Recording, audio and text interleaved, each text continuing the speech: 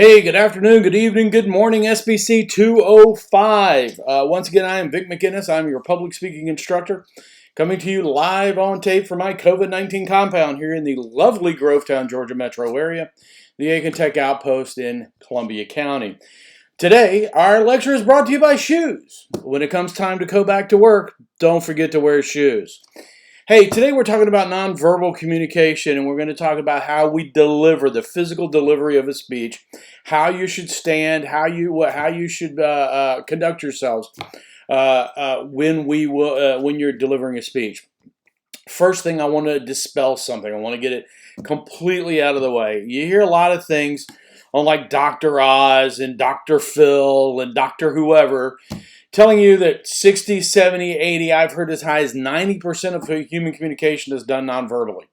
Okay, every time from this point forward, when you hear someone give you one of those statistics, I want you to say, bull hockey, okay?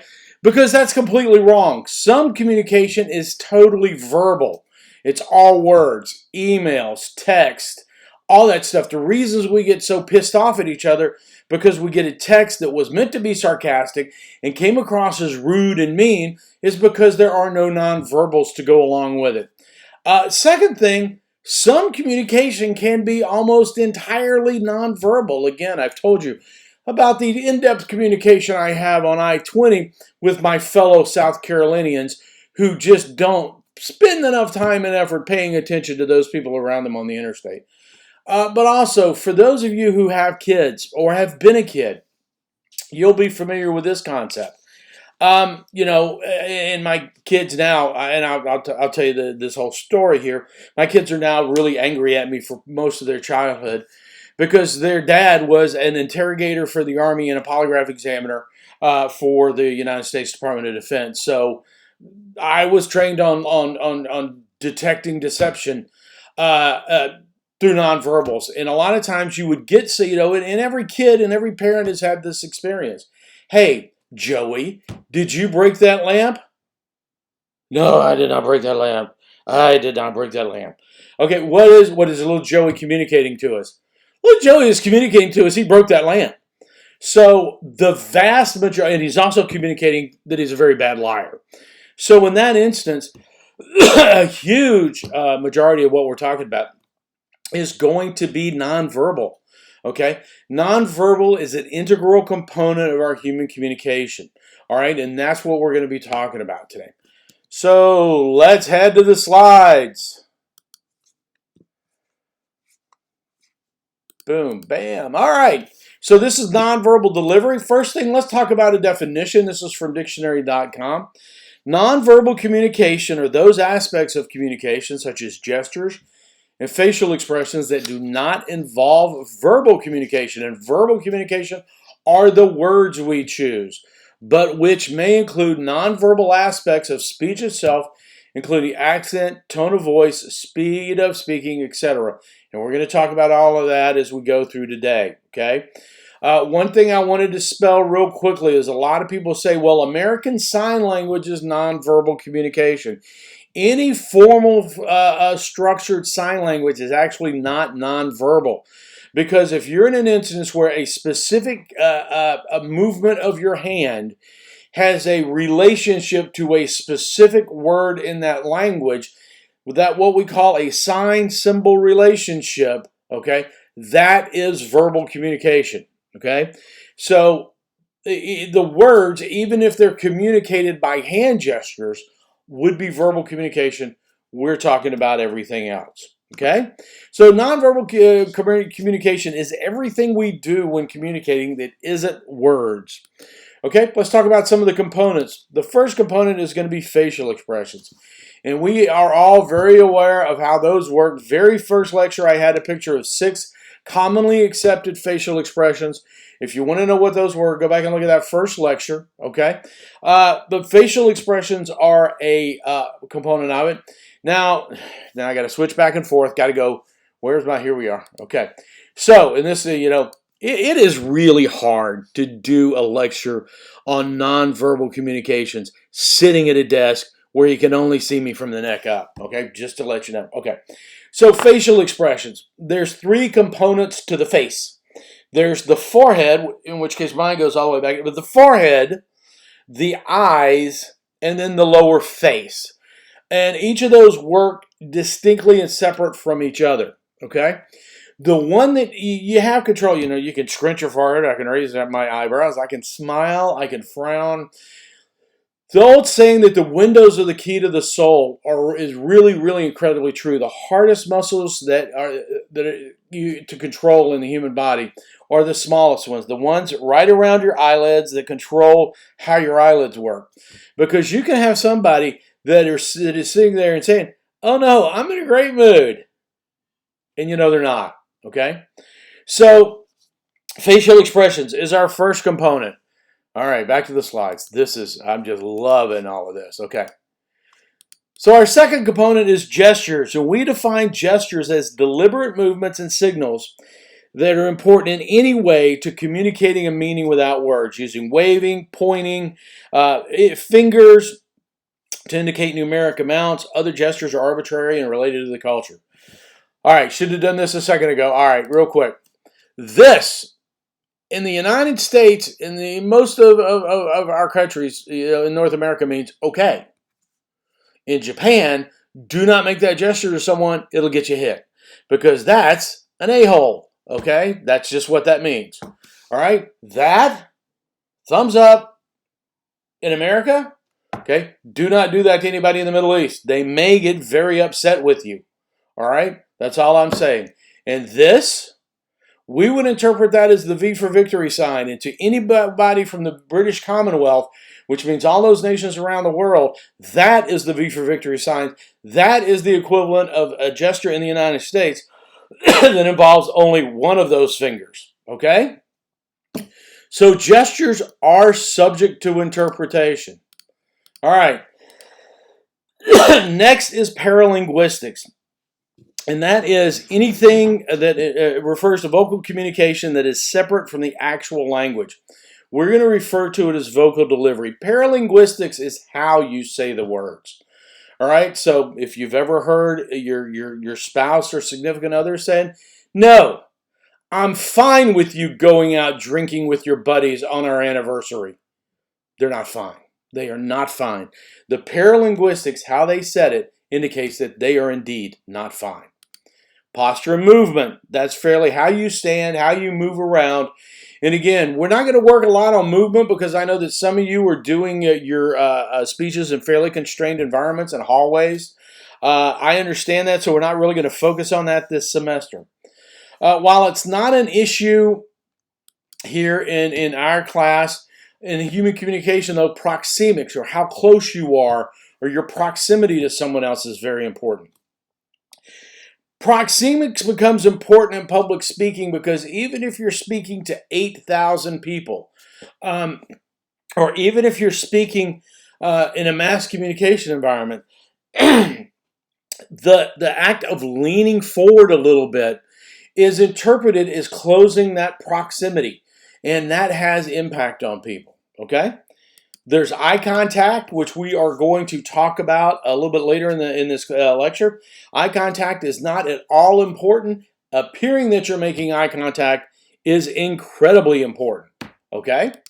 And then there was what's called haptics, which is touching. Again, not really important in a public communication environment, but in a job interview, shaking hands. Well, we don't shake hands anymore. In the before times, shaking hands. I guess now, how you do an elbow bump, that and your ability to elbow bump comfortably is haptics, and the act of touch to communicate. And then finally, your clothing. And I'm going to talk a little bit, I've already talked a little bit about clothing. We're going to talk more about clothing later on today as well, okay? 3 things to remember, though. There are rules. Number 1, be conversational. Again, I will tell you over and over again, and when we get to very quickly to outlining your speech and preparing your note cards, I tell people never, ever, ever, ever, ever, ever, ever, ever write your speech out word for word, because remember when we talked about dialogic theory before, that we're having an engaged conversation. Even if you're talking to 150 or 200 people, you're still involved in a conversation. People want to have conversational language. And all the time, I call people aside after they give speeches and I say, hey, that speech was written out word for word, wasn't it? And they go, well, why would you say that? And I say, because I've been doing this for 35 years. Your conversational tone is different than you would if it was written out word for word. So try to just talk to people. Okay, that also ties in with, I remember from our last lecture, communication versus performance mindset. Okay, just have a conversation with people. Second of all, be animated. Again, refer to Ben Stein back in Ferris Bueller's Day Off. Have some energy. Act like you're excited about being there. And then finally, act like you care. Do you need to care? Yeah, hey, that'd be great. That would be fantastic. Do you care? Really doesn't make any difference. If you act like you care, if the people's perception, or if your audience's perception is that you care, you're golden. That's all you need. Okay? So let me point out a couple of things about, as we start off on all of this. Okay? Just a couple of things from some research. Okay? First of all, there was a guy named Vowles that said, listeners will retain more information if you deliver a speech well. Okay?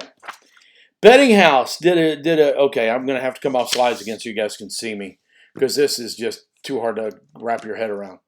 Okay, Bettinghouse did this study where he had 4 circumstances set up. And they were good speaker, good content, good speaker, bad content, bad speaker, good content, bad speaker, bad content. Okay, so we've got 2, and the variables are good speaker, good content, the speaker and the content.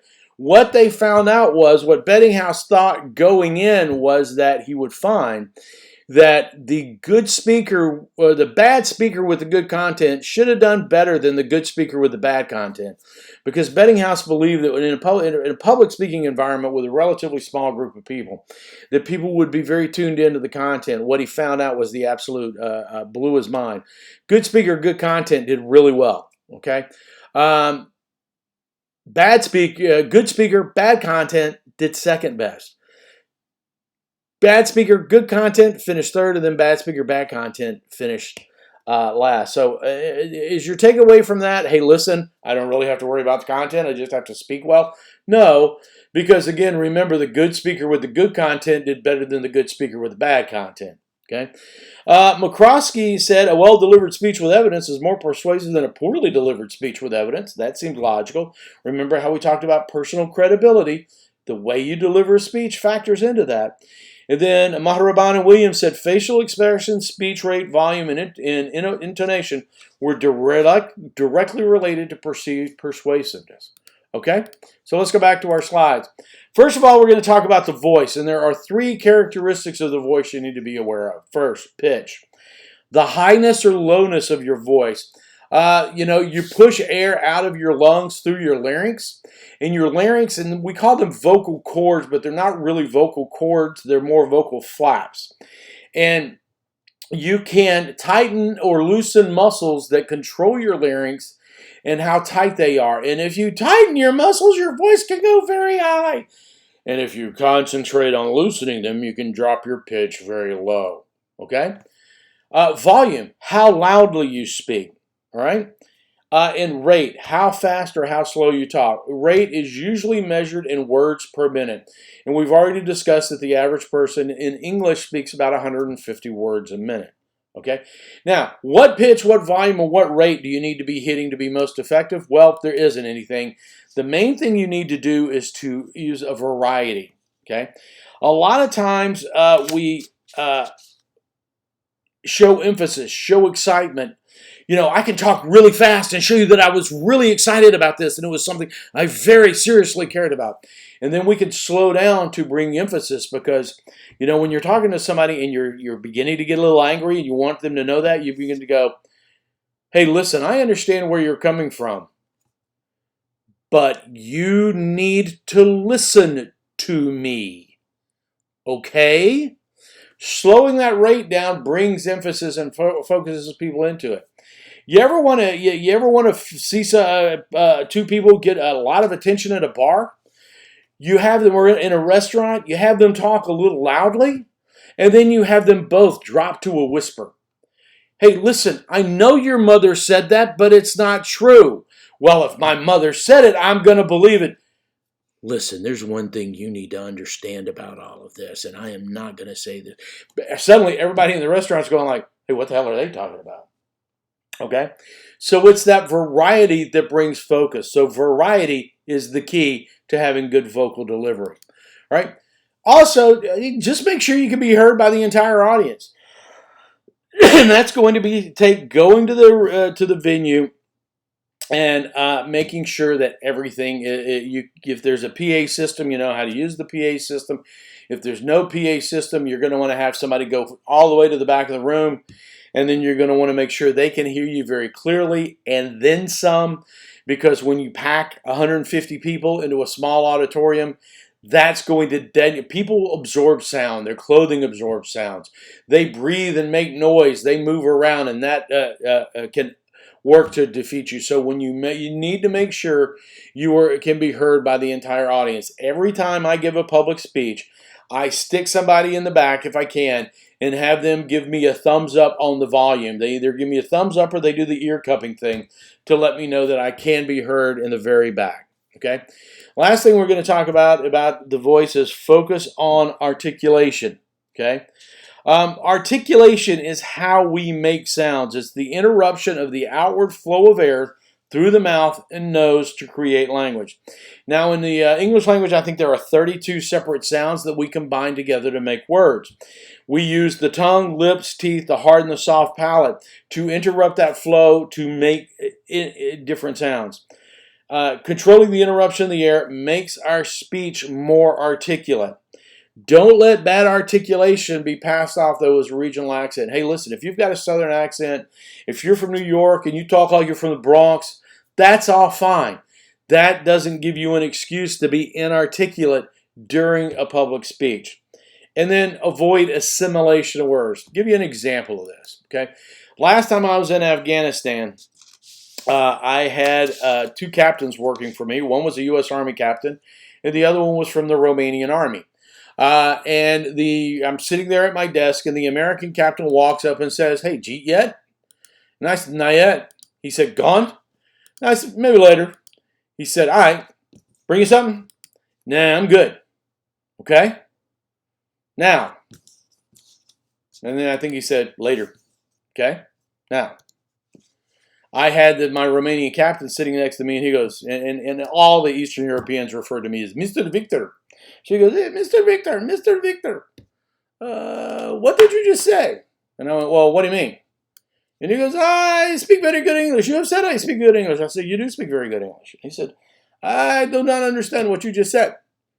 And I said, "Well, he just asked me if I'd been to lunch yet." And he goes, "Yeah, he did not say that." So if you go back and look at that conversation, and we translate it, "Did you eat yet?" came out as "Jeet yet." "Not yet" means not yet. Are you going to? Are you going to? And I said, "Maybe later." And he said, "All right, bring you something?" And I said, "No, I'm good." And he said, "Later." Okay? This is the way we normally talk. The one that my wife kind of got freaked out by when we were still dating, I'd been out of high school about 10 years. We came back to my hometown, and I bumped into somebody I hadn't seen in 10 years, and I said, "Hey, how's your mom and them?" Now, we say this in Alabama, Mississippi, Louisiana, and Arkansas. I've heard some people say they understand "how's your mom and them" here in North Carolina. "How's your mom and them" is how, and he came back and he said, they're fine, how you?" And I said, "We fine." Okay, well, I'm exaggerating a little bit. I did not grow up in southern Louisiana. Okay, but I do, when I see people from back home, I say, "How's your mom and them?" How is your mom and them? How's your mother and your family? And when my wife heard that, she just lost her mind. Okay, she's from Vermont. They speak English in Vermont, apparently. She's not convinced we did in Alabama. Okay? So that's being inarticulate. You need to make sure you articulate and say all the words correctly. Okay? So the next thing we want to talk about is the vocalized pause. Okay? A lot of people think, hey, listen, if I'm in front of an audience, I should be making noise all the time. Sounds should be coming out of my mouth. Okay? Pausing is way more effective. So let's look at a vocalized pause. Is defined as utterances such as like, and that occur between words in oral sentences. And oral means spoken. There are three categories of vocalized pauses. There's the grunt, okay? There's fillers like, like, and my favorite, okay? One time I had a student that said from a hybrid class where we met half the time online and half the time in the classroom, he said he was going to splice all together and get me saying just 1,000 times, okay, okay, okay, okay, okay, okay. Okay for me is a verbal crutch. I am well aware of that fact. All right? Okay. Then the last one is run-ons, where we say and, but, so, then, and your 4 to 6 minute speech becomes one big run-on sentence. All right? Vocalized pauses, okay? Why is it rerunning that? Okay. Vocalized pauses are going to have an impact on your level of persuasion, okay, and how you're perceived. If I had a student that gave a great speech, but started every sentence with Today I want to talk to you about something that's really important to me, the fish population in Clark Hill Reservoir. I've been fishing in Clark Hill Reservoir for my entire life, and it's very important to me that we continue to be a sportsman to be able to do that. I'm going to be talking about three things. I'm going to be talking about fertilizer runoff into the reservoir. I'm going to be talking about construction material that floats into the reservoir, and it went like that for 5.5 minutes. And afterwards, I asked him, do you realize you start every single speech with every single sentence with And he said, I don't do that. And I said, well, okay, what I'm going to strongly recommend you do is before I get into class on Thursday, want you to ask everybody around you. And he said he asked everybody, and 2 days later, people still remembered, like, oh, yeah, you did it a lot. And then I told him, and I advise all of you, it's very easy since you're going to be recording and posting them to YouTube anyway, is to record yourself.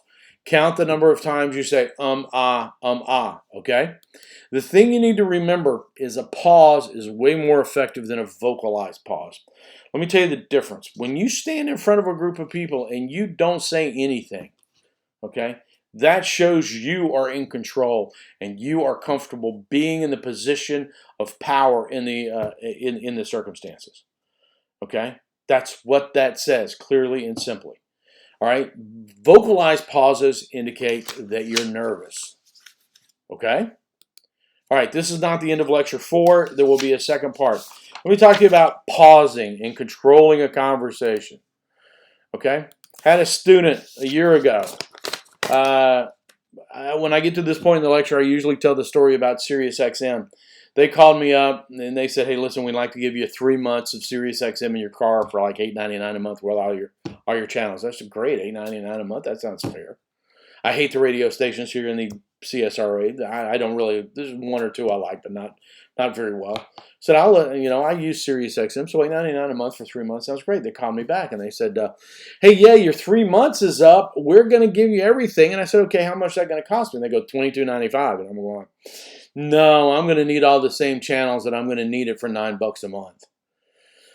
And they were like, we can't do that. And I'm going like, she said, so can I sign you up for that? That deal's no longer available. Can I sign you up for the $22.95? And I'm going like, I'm going to need all the same channels I've currently got for $8.99 a month.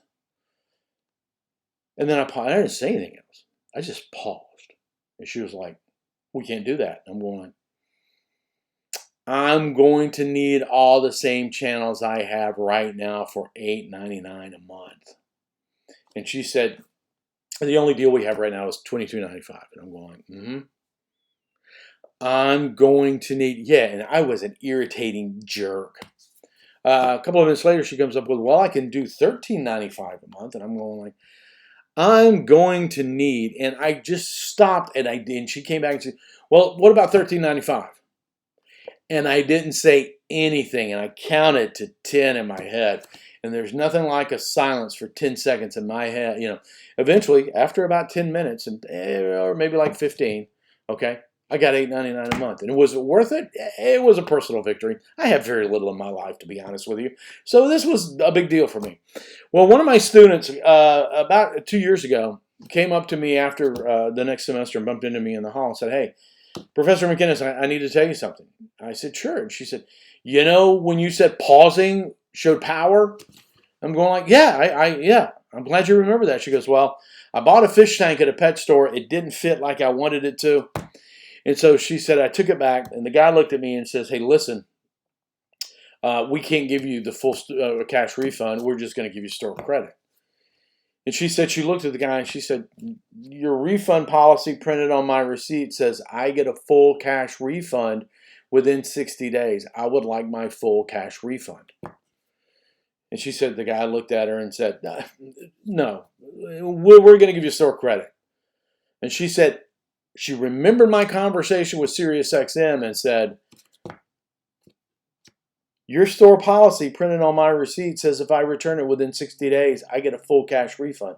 I want my full cash refund.